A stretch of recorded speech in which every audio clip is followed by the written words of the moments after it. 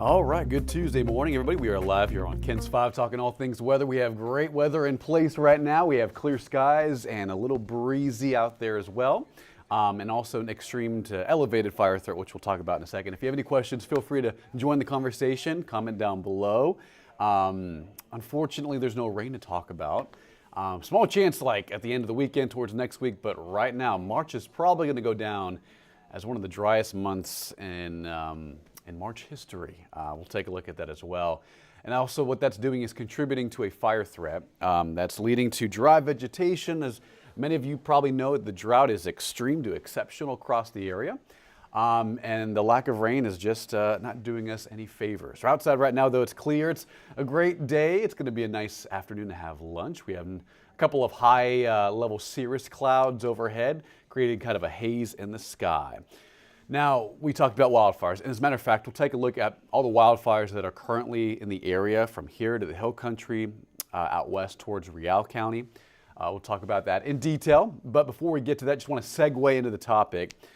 You know, wildfires are judged by, not just by acres burned, but by devastation, homes lost, and other extraneous factors. But in terms of size, across the entire state, we've compiled the data, and this is what we came up with. Now, last year was one of the worst wildfires to ever happen. It's number one on size, on the largest wildfire on record in Texas history. Over 1 million acres burned in the Smokehouse Creek fire back last year, and that was in the Texas Panhandle. Can you imagine over 1 million acres? That's incredible. In the month of February. And I do want to mention, look very closely at the months that these historic wildfires occurred. February, March, and April. Of course, they vary by year, but between February and May, not all wildfires, but a lot of them, a majority of them, I think, happen in the springtime because of the stronger winds that move in from the Gulf, and the air is drier behind these systems that move through with a front, and what that will do is cause wildfires and for embers and sparks to spread rapidly, and that can cause a problem. Which, matter of fact, you can see right here. Here is the current fire situation across our area, anywhere from Camp Wood, at least north of Camp Wood. This is the chicken strip fire. Don't know why it's called that. We'll get more details on that, but that's from the Texas A&M Forest Service. There's the fire in western Gillespie County that's 90% contained. The size is 50 acres. And then more importantly, the crabapple fire that's been on the headlines last several days since the weekend. The crabapple fire started on Lower Crabapple Road northeast of Fredericksburg, so that's why it's called that. When we first reported on it on Saturday afternoon, it was originally at 400 acres in size, and then it jumped over 8,000 acres in size in just about 6 hours. Now it's starting to, get contained. Firefighters are doing their thing, doing a great job battling this fire, first responders and everything. And then the Boots fire, 90% contained. That popped up yesterday. That's almost fully contained, and then a size of about 118 acres.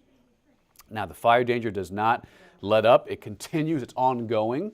We'll see a very high fire threat today and extreme tomorrow, which is why we have a red flag warning in effect for tomorrow. So bottom line, it's going to be breezy to windy at times over the next couple of days. Comes down on Thursday. That's the good news, but ramps back up on Friday, and it comes back down on Saturday.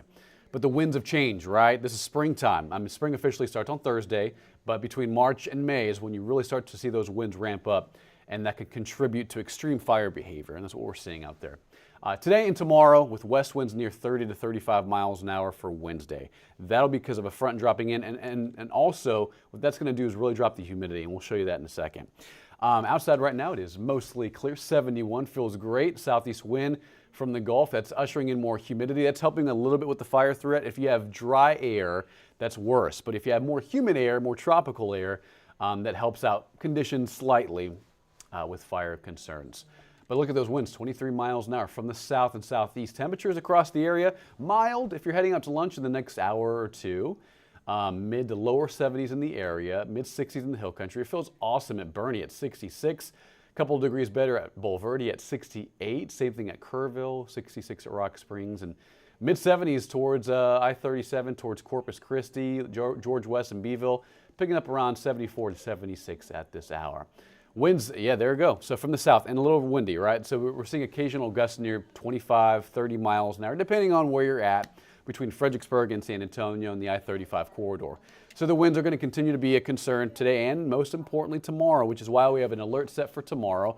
Extreme fire danger. It's very high today, but extreme for tomorrow as winds gust near 35, maybe 40 miles an hour at times Wednesday afternoon as a front drops in.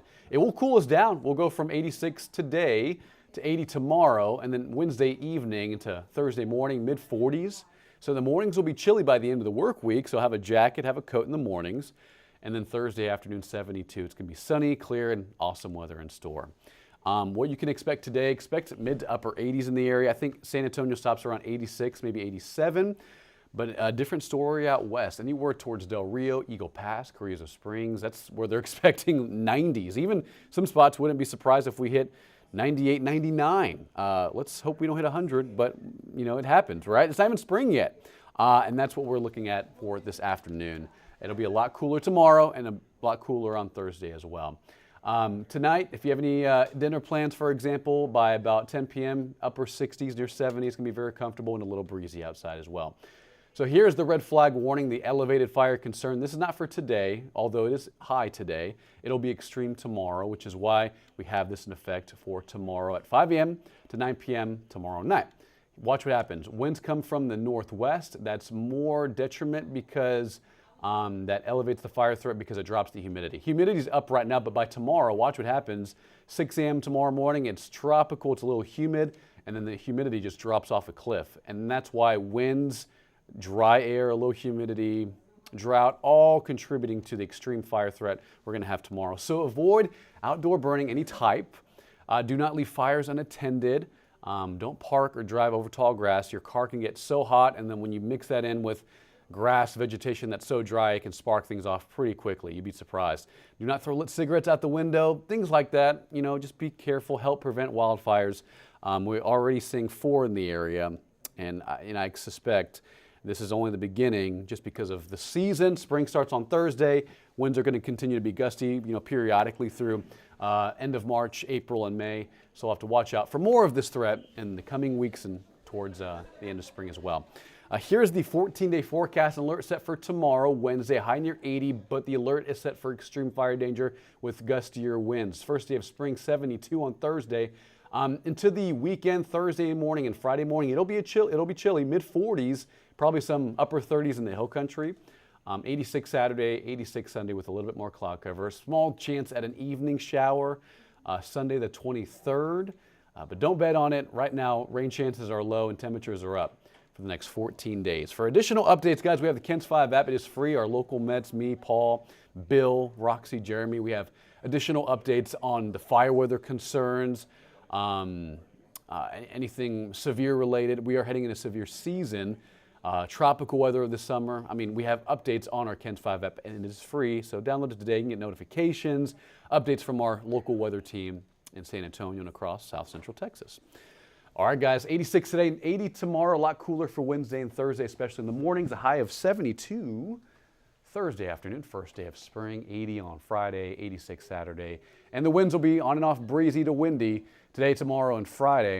And then only a small 20% chance for rain Sunday into Monday.